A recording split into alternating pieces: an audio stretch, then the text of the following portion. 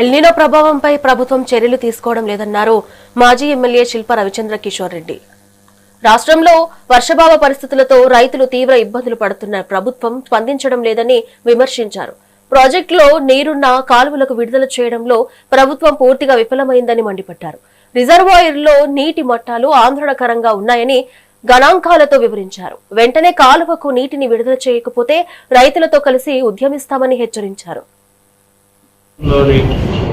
రైతన్నల పరిస్థితి ఎంత దుర్భిక్షంగా ఉందో, ఈరోజు వారి వేదన ఏ రకంగా పడుతున్నారో ప్రజలందరూ గమనిస్తున్నారు. కానీ ఈ యొక్క ప్రభుత్వం దాని మీద స్పందించకపోవడం నిజంగా చాలా బాధాకరమైన విషయం.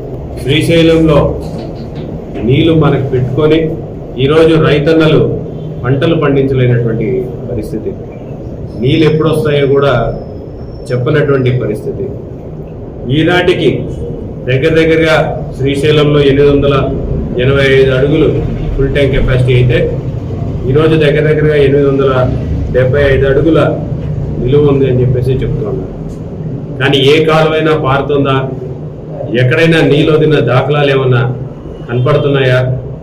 ఏ రిజర్వాయర్నైనా ఈనాటి వరకు నింపుకున్నటువంటి పరిస్థితి ఉందా అని చూస్తే ఎక్కడా కూడా నింపుకున్నటువంటి పరిస్థితి లేదు.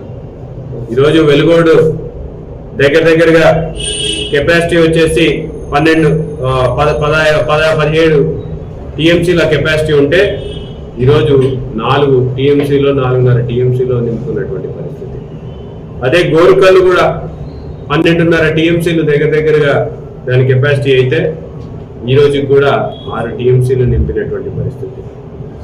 మరి అదేవిధంగా ఈరోజు 40,000 టీఎంసీలు కూడా సరిపోవడం లేదు. మనం ఫ్లడ్ వచ్చినప్పుడు త్వరగా నింపుకోవడానికి ఇంకా దాని కెపాసిటీ పెంచాలని 80,000 క్యూసెక్లు చేద్దామని చెప్పేసి రాయలసీమ ఎత్తిపోతుల పథకం తీసుకొస్తే ఈరోజు ఆ ఒక ప్రాజెక్ట్ ని ఆపినటువంటి దుస్థితి కారణం ఎవరైనా ఉన్నారంటే అది ఈ సాక్షాత్తు ఈ రాష్ట్ర ముఖ్యమంత్రి.